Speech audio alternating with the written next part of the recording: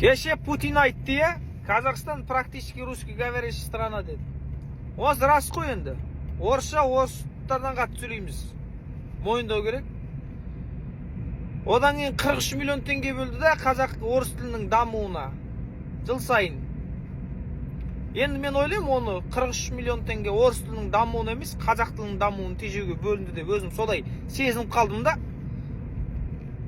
Бірақ біз осыған өзіміздің негатив комментарияларымызды ғана жазып, өзіміз ызамызды төгіп қана қалдық. Ал лично сіз, мен не істедік қазақ тілінің дамуына? Не істейміз? Үкімет былай деп жатыр, анау былай деп тиісіп жатыр. Біз не істейміз? Сол видеоның астына боқтап, қазақша боқтап, комментарий жазғанға ғана қолымыздан келе ме? Нақты мен не істей аламын қазақ тілінің дамуына? Ойланыңыздаршы. Голливуд өзі ақша бөліп қазақ тілді дубляжды мультфильмдерді көрсетіп жатыр да. Өз ақшасына қазақша мультфильм көріңдер. Я кинотеатрларда уақытымен дұрыс қоймайды, өйткені адам аз, сұраныс жоқ. Ешкім бармайды. Диваннан тұрда билет сатып ал.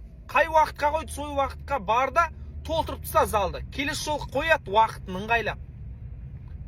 Видеоның астына неге қоймайды деп боқтап комментарий жазғаннан гөрі әрекетке көшкен дұрыс та. Нақты мен не істей аламын қазақ тілінің дамуына?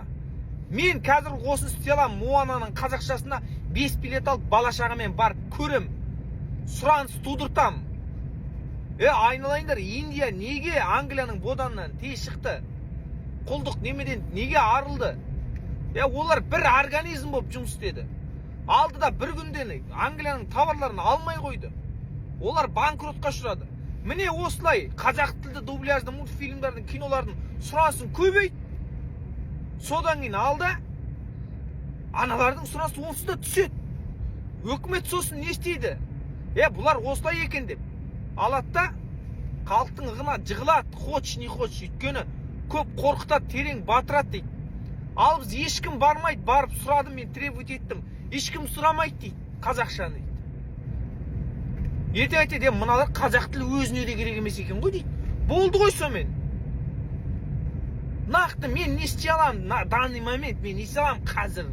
Мен барып билет сатып алып қазақ тілі дубляжды мультфильм көрем, рейтингісін көтерем.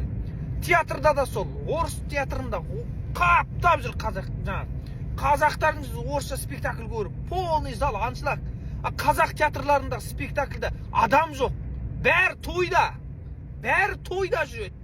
Біреу спектакльға келмейді. Міне, содан кейін аламызда комментарияда өкімет бүйтіп жатыр, қазақ тілін құртып жатыр, сөйтіп жатсыңдар, заңды өзгерту керек.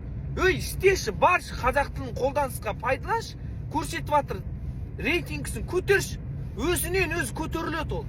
Біздің қолымыздан келетін нәрсе сол ғана.